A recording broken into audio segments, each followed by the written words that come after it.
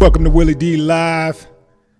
We're about to go in with Se7en the Poet. But before we do, as always, we like to start the show off with a bit of good news. This good news moment is brought to you by Good Spy and comes out of Tennessee, where the CEO of a Boys and Girls Club of Monroe County, Tennessee, is donating his entire salary to help underprivileged children attend the club and provide holiday bonuses for the staff.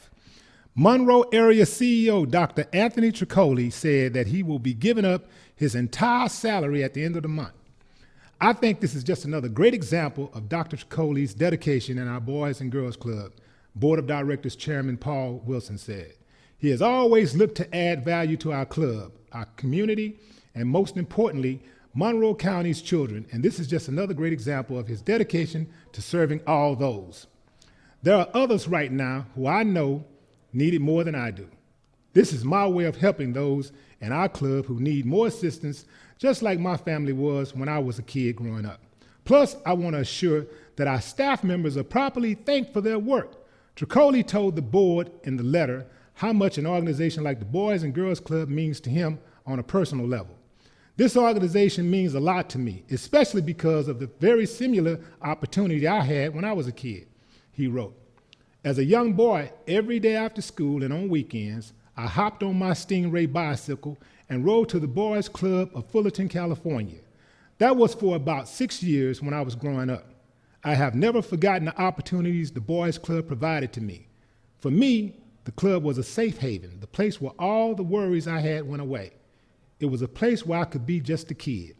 In the last 4 years, I have seen how happy the children are as they fly through the doors each and every day after school. They can hardly wait to get inside and see what our staff members have prepared for them. As they say, it takes a village to raise a child.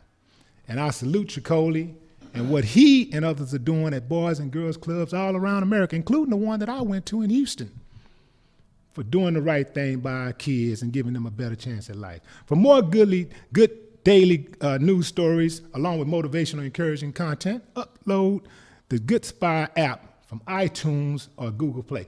Ladies and gentlemen,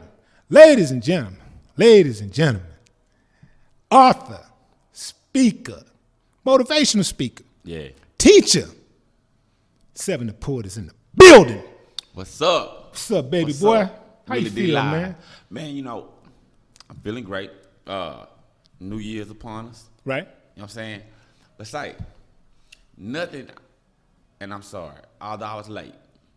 They don't know that, man. I was going to skip right over that. Yeah, I ain't tripping though. But let me tell you though, it felt good when I answered the phone. Yeah, nigga, Willie D just called me, man. I'm finna, you know what I'm saying? 'Cause my partner was there. Right, I got on up and got it, came on over, man. But it's an honor to be here, man. I appreciate you, man. I'm going to tell you something, man. I'm sitting in the company of greatness. Now, a lot of people who've heard you, they know what you're about. Mm-hmm. But some of the people who hadn't had a chance, I am about to unleash greatness on you motherfuckers today. I'm telling you, I'm finna unleash greatness. Y'all, today you're in for a blessing and a lesson. This man is a quintessential storyteller. Man, how, like you're a teacher. I mean, you literally are a teacher. Yeah, you know, in real life. And how did this come about? Like you, first of all, you started, did you always know that you wanted to be a teacher? Man, nah. You know, I think the teacher thing, I'm the oldest in my generation in the family. You know, right now, the generation, they're transitioning, and a lot of questions are coming to me. So I always had to teach my cousins or how to put this together, or hey, program. You know, when we were kids, you were the remote. You know what I'm saying? So with that, you have to understand how to work the TV. I've always been a teacher in the family. You know, one of my family's favorite pastimes, as corny as it may seem, they gonna slam them bones. But my grandmother and them played Scrabble, bro. And so that ain't corny, man. I beat the hell out of some doctors and engineers at Scrabble, man. Yeah. So you know, and when you a kid, you wanna see what the grown-ups see. So man, my grandfather would be like, if you can read the newspaper, you can come closer to the table. It was steps. You know what I mean? When I got to the table, I still couldn't play. I was the dictionary dude. Right. So if they challenged Right, each right. other on a word, the authenticity of a word, I had to find that word. Right. But I'm 4, 5 years old. Right. Man, that began my affection with words. Right. You know, and coming out of Prairie View, I got into some Prairie trouble. View A&M University. A&M Yep. University. Yeah. I got in some trouble my senior year. You know, so I couldn't get the internship that I wanted. And I never forget, man, I did all them years in school to work in the field of social work and psychology. Which you have dual degrees in. Right. Right. But now with this blemish on my record, I couldn't work. Man, I ended up a friend of mine, his mother worked Wait a minute, you saying you have the degrees but you can't work in the field? because I had a felony. I had a felony, man. Now see, that's one of those cases that Obama should have been trying to. And this thing, once again though, the officers, because the conflict was between me and law enforcement, and what they underestimated my ability with that pen. When I got finished, I mean, I was good, I was free, you know. But it's still, when you walking into a place of employment and you gotta fill a paper out, when they do that background check and that felony come up, they won't give you a job. So is the felony off your record now? No, I'm gonna help you get it off. I appreciate it. I'm gonna help you now. Seriously, I'm gonna help you get it off. Mark my words. I know somebody who cold-blooded Okay. with it. Okay. You know, and I'm only saying this now. I don't want y'all to be getting no influx of dudes just say, "Man, help me get my felony off too." No. You have paid your debt to society in spades. I appreciate that. You know what I'm saying? You have paid.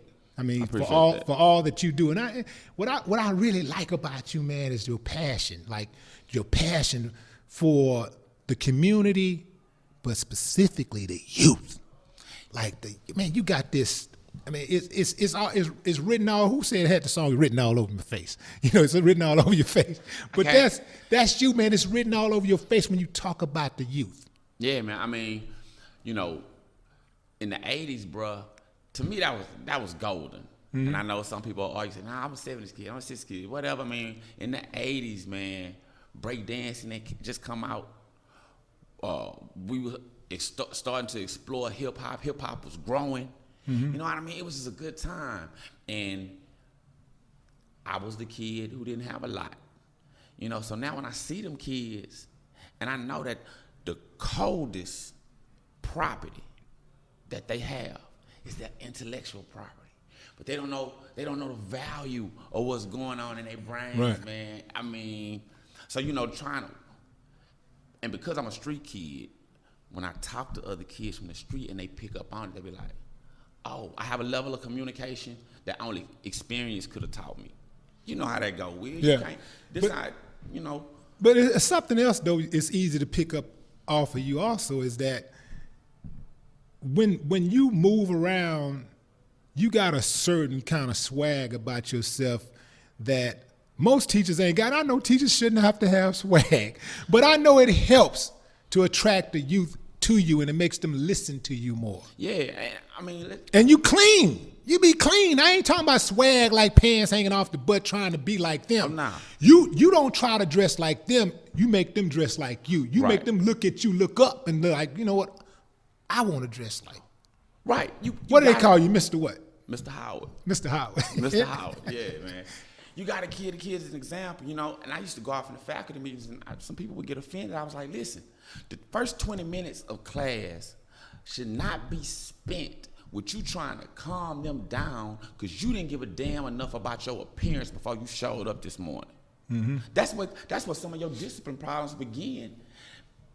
On site, they don't respect you. Now, I'm not saying, come in there with your pants hanging off your ass, and I'm not saying it. But man, take some time, put something into your appearance, because you got some kids that are learning from you just visually and what they see you do. You gotta show these young men how to wear a suit. You got to show these young ladies how a man is supposed to look when he approaches them, and vice versa. I could go on and on about that, but I appreciate the compliment.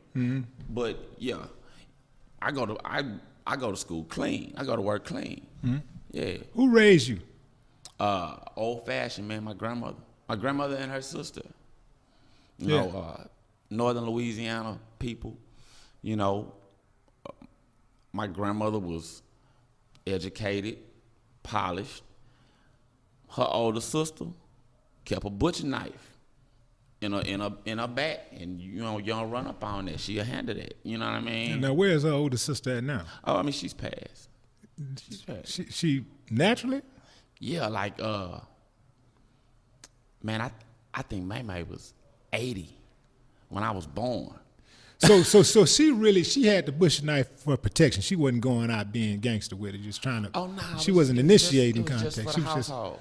Oh, okay. Just to just for the keep the house. youngsters in line. Let them know I'll cut you if I have to. Nah, bro. Remember the 80s was raw.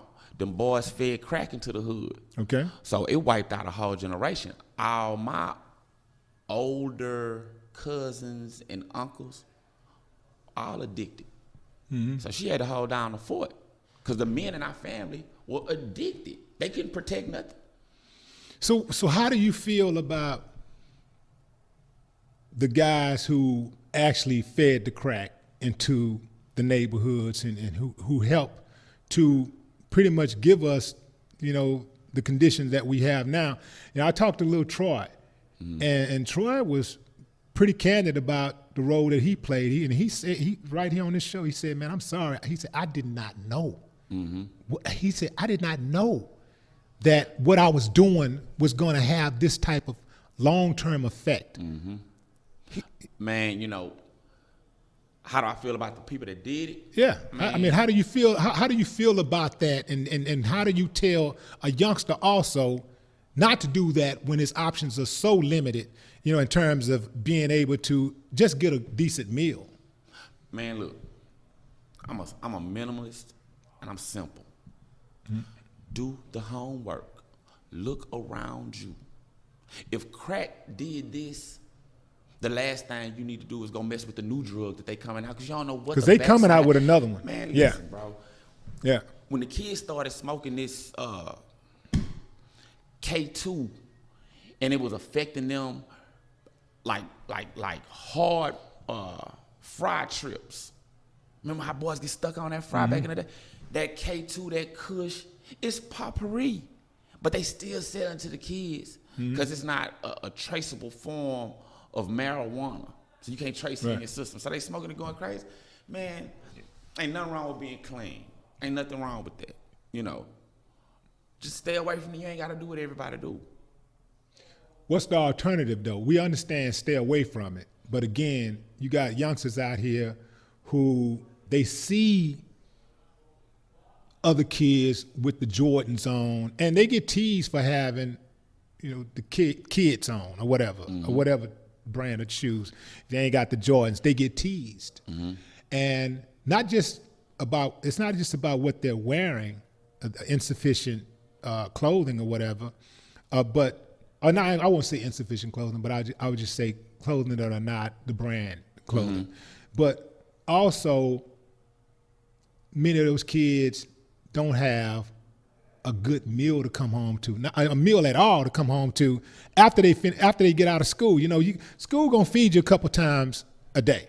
Yeah. But after you get out of school, you got the evening. What about those kids? And then they have somebody that's saying, "Hey, man, take this package right here and." Bam, now you can make you, $200 a day or $500 a day. I cannot say. Because isn't that the huge challenge when you're not just dealing with kids that's coming to school that are just disruptive. You're dealing with kids. Many of these kids come from insufficient living. I'm not. You know what? I'm not gonna sit here and say I never hustled. Right. But it was a long time till I got there. What I did do, the re-ups, the ups, the rescore, all that, I can't even remember most of that. But man, you know what I remember? When I wanted to go to Astroworld, and mama say, "Oh, I ain't got it." And I get out there with a bucket and some dishwashing liquid. I'm finna wash these cars and get this money. I get the rake out of my grandfather's shed and walk down the street with that rake and let me rake your yard. Man, I was a hustler, bro. I'll draw something, send it to work with my auntie, have her make copies, color it, and go sell like it's paintings. But I mean, who gonna tell a 5-year-old kid, nah, I wouldn't give you $1 for that? Yeah, you know what I'm saying? I always had an entrepreneurial spirit. I don't know what to say to the kids, because I understand you gon' fall under that pressure. Hey, hustle like this, couple hundred in a day, there go your J's. I get it. All I can say, man, is, be smart, use your intellectual property. The kids now, they got an opportunity we didn't have, bro. It's money on that internet. It's money on the internet. It's ways to monetize that stuff just based on the following that you have. Now, you and I, we cut from a different cloth than everybody else. I think it's safe to say that Willie D ain't finna put on no dress to get no followers. Not only is that safe to say, yeah, but it goes without saying. Yeah. You dig what I'm saying? I'm not finna do that to get followers. You know what I mean? And likes. Right. I really don't care, because what I'm gonna say is what I'm saying. That's me though. But the kids, they have all these dance challenges. Man, come up with a specific plan to push your social media and monetize that as an advertisement leg. Use your numbers to advertise stuff for people. It's so simple. They got so many lanes. They do not have to turn to street living. They don't. I wouldn't. But okay, but you're in the trenches. You don't just talk the talk. You walk the walk. You're there. You're in the trenches. You care about the kids. You teach. You love them kids. I know you do.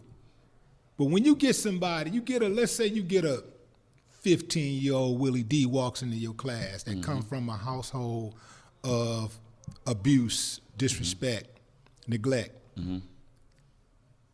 insufficient income. I walk into your classroom and you found out, oh, Willie's selling drugs. I heard you selling drugs.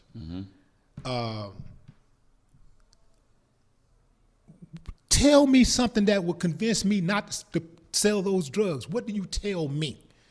So that I'm selling them right now, and now I got a little money in my pocket. In fact, while you talking to me, I'm sitting up in here with $1,500 in my pocket. I ain't never had $1,500 in my life. You know what I'm gonna do? I'm gonna give you the cliche story. You know that only lead to 2 roads. I'm gonna give you that cliche. I'm gonna give you that bullshit. But then you know what I'm gonna do? As a teacher that's committed to expanding you and pushing you, you selling dope because you don't know what else to do. I'm gonna expose you to some other shit. That's what I'm looking for. I'm gonna show you. Yeah. You know what I mean? Man, my mentor, Eric Cork, I never forget it. Man, I'm 22 years old. Eric says, hey, need you up at 5 o'clock in the morning. Need you to ride to Austin with me. I said, all right. I get to his house. It's a team of people. Man, we roll out, hit Austin. We get to Austin by 7:30. Eric teaches a creative writing class to 800 students in a gym. At the end of it, he comes to me and says, those were different schools. They patched together so they could pay me. See, these are all the different checks from the different schools. I saw that man make $10,000 in 8 hours. Right. You didn't have to tell me nothing else Exactly. about writing or speaking. Exactly. One of the best things I think that any teacher, any person, anybody could just tell, not just a youngster, but anybody that's on that path of hustling illegally. Show them the statistics.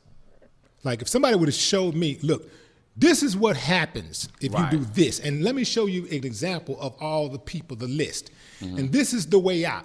And then show them the percentage, the success rate. The retirement plan is lousy. We talking about damn near 100%. You're going to jail for a gang of years, or you're going to get killed. But you know what I found with that, Will? Yeah. When you hit them with the numbers, everybody ain't numbers people. Yeah. And don't forget the complexity of the teenage mind. I'm invincible. Yeah. That's them. Yeah. That ain't gonna happen. That ain't gonna happen to me. But again, now if you can't show them with those, then you're probably not gonna be able to help them. But I'm an odds person. I am a numbers person. Mm-hmm. And when you tell me what the odds are, mm-hmm. you give me the odds. You say, look here, man. The odds of people swimming that ocean right there, getting from one side of the ocean to the next side, is so bad that we don't. It's so bad, man. We don't. We stop keeping. We stop it's keeping. Not even on your side to attempt. You're not gonna survive. You're not gonna make it. You're gonna die. You're gonna get tired. You're gonna sink. A shark gonna eat your ass up. Something gonna happen. You're not gonna make it. Yeah, I feel that's like enough for me to not try to swim, get in that ocean and swim. That's for me though. But let's continue this discussion when we come back. I feel like that about the statistics with marriage. Well, let's get it. Let's get into that and some other things when we come back. All right.